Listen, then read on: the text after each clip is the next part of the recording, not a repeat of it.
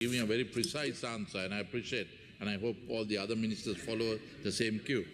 On the basis of your response, which I was eagerly listening to, there was one specific elimination. That was the President included Hinguraggoda Airport as a way forward, and that has not been brought into the situation. So I presume that is part of it, where it's ongoing in construction. But by the way, on that particular way, now you could see that the Bandaranaike International Airport operates at the capacity of 142%, is what you revealed.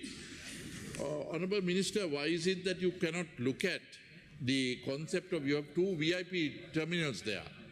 Why don't you convert one of it into an active thing so that you can have, because the passengers are going through some very arduous task at the moment, and this doesn't flavor a person who goes out of the country. The last point of remembrance of Sri Lanka would be the airport.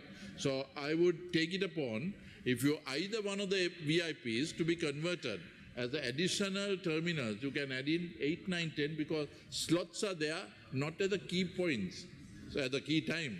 So, Honourable Speaker, I would greatly appreciate if the Minister looks into that. And furthermore, the most important aspect that is there today, with the Middle East being in turmoil, and for the next month or so, we would have to bear the same brunt that is going on.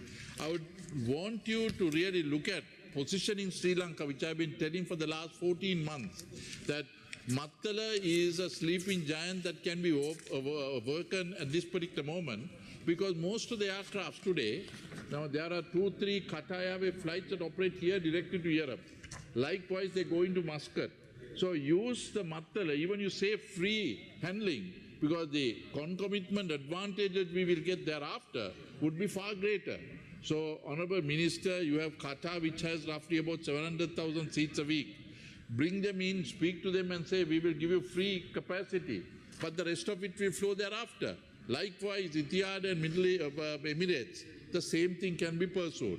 The next one is the cargo, which I asked the last time for the Minister of Fisheries, that there is almost about 400 to 500 tons of fish that is perished owing to lack of capacity. Ensure that these are converted, and we get foreign exchange in a time which is fairly decisive. So, Honourable Minister, you have a big role to play, both the port and the airport. You can bring it into Sri Lanka by sea and take it out by air. All this will be converted if you can have a forward-thinking approach. So, all I could basically say is we can give you ideas, but these must be crystallized, because this type of situation will last for the next 2, 3, 4 years. Please, so seize the opportunity. Shorten your clarification, yes. Honourable Minister, these are important times. You allowed 15 minutes to be answered at a very good point for a question number 9. No. So allow this to from the opposition also when we come. Ensure that these are looked at. Yes. I mean, this loses no time for you.